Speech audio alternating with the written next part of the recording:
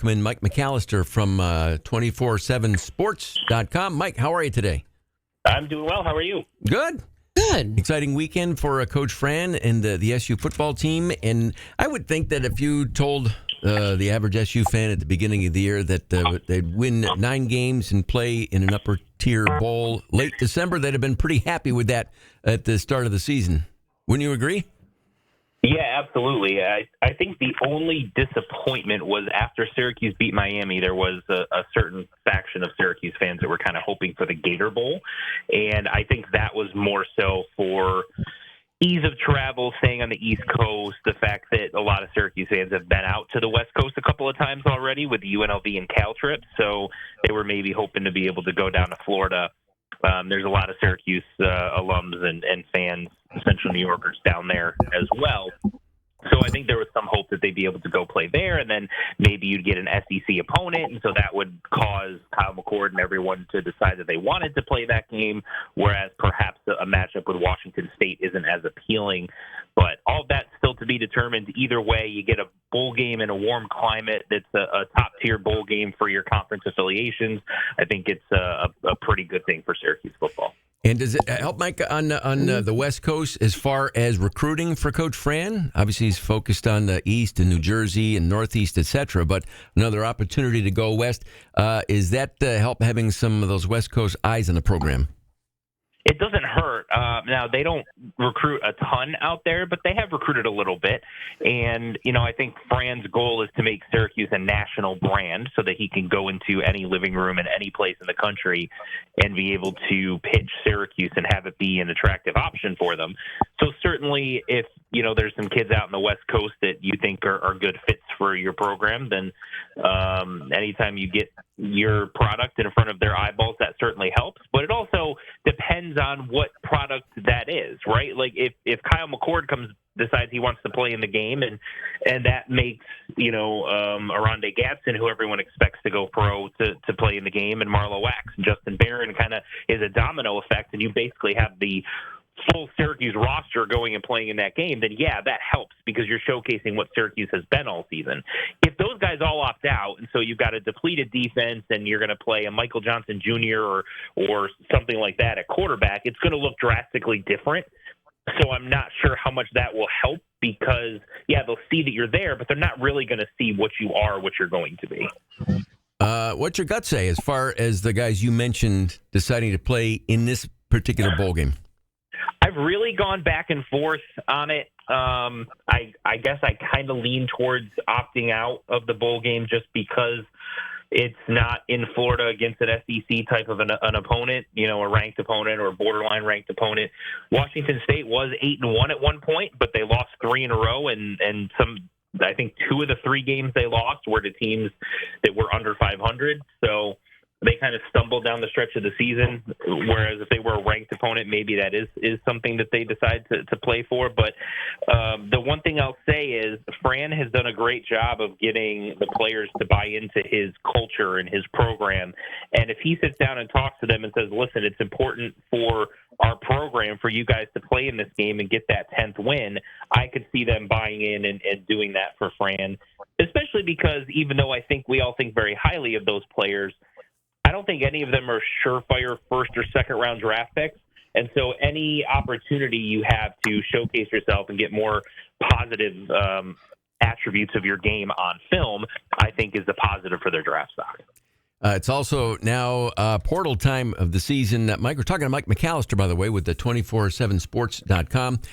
And I know last night he announced that he would be going into the portal. Marcellus Barnes, is he officially in just yet that you're aware of? I'm not aware that he's officially in. I haven't seen that reported anywhere yet, but he did announce late last night that he was going to enter the portal. It's a tough loss for Syracuse in one standpoint that, he's a freshman. He was an Under Armour All-American. He started a bunch of games for you, did have some injury issues, and, he is from Tennessee, so was a little bit, far away from home. But at the same time, Fran Brown's expertise is defensive back. So if there's any position that you feel like he's going to be able to find guys to replace guys, defensive back is going to be right up there at the top of the list. And so they brought in more than just Marcellus Barnes as far as youngsters last year. They brought in a bunch more in the recruiting class that they just signed last week. And I would expect that they'll look for one or two guys in the portal that can come in and, veteran guys that can step in and start right away. So it's a blow in one sense, but I don't think it's something that's going to cripple the program by any means. As far as the portal is concerned, any gut feeling as to quarterbacks available that might show some interest in coming to play for Coach Fran? Well, there's been a couple that there's been some public connections to Syracuse with. Ricky Collins, who's a transfer from LSU, is one of them. Another one has a visit set up this week, actually, is Caden Salter, who was the quarterback at Liberty for the last couple of years. He has a visit set up to Syracuse this week, according to our national portal guy at 24/7 Sports. And he's also looking at other schools like Colorado, Florida State, et cetera. He's looking to set up visits to those schools as well. But if you're Syracuse and you get the first crack at him and he's the guy you want, then, you try to prevent him from taking those visits to other schools. But either way, Syracuse is going to be active in the quarterback market. For those wondering about Caden Salter, he started his college career at Tennessee, left after a year. He was a very highly touted prospect, a top 50 overall player in his class, top 5, top 6 type of player at his position. He, in the last 2 years at Liberty, has run for about 1,500, 1,600 yards and 19 touchdowns. And he's also thrown for about 44, 45 touchdowns. So he's certainly put up a lot of touchdowns. He's a little bit of a different player than what Kyle McCord is, much more of a dual threat. But if that's the guy that Syracuse wants, they've got him on campus. So, it's their turn to close the deal.